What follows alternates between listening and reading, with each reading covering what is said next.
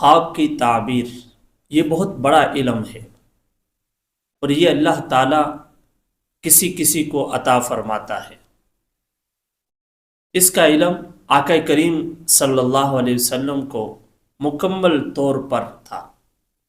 یہی وجہ تھی کہ صحابہ کرام اپنے خواب حضور کے سامنے پیش کرتے، ذکر کرتے، تو آپ صلی اللہ علیہ وسلم ان کے خواب کی تعبیر ان کو ارشاد فرماتے۔ آج بھی امت اس بات میں پریشان رہتی ہے کہ کوئی ایسا شخص ہو جو ہمارے خوابوں کی تعبیر ہمیں بتائے۔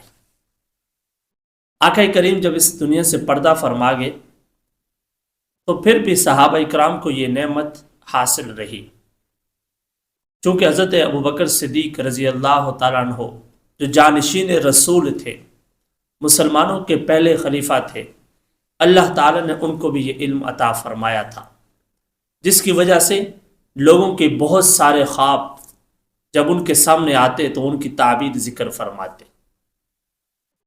ایسے ہی ایک خواب کا تذکرہ آپ کے سامنے کرنے جا رہا ہوں، جس میں ایک اہم سبق ہے۔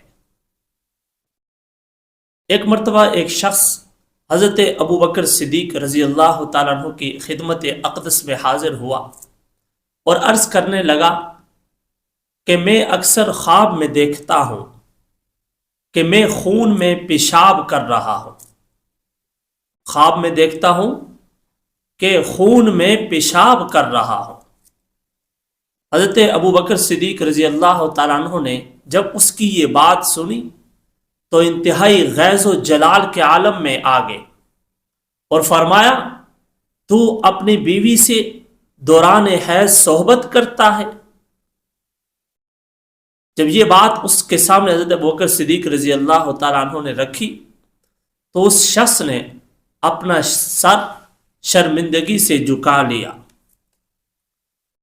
گویا کہ وہ اس کام میں مبتلا تھا کہ وہ دوران حیض اپنی بیوی سے صحبت کرتا تھا، جس کی وجہ سے اس کو ایسے خواب دکھائے گئے کہ گویا کہ وہ خون کے اندر پیشاب کر رہا ہے۔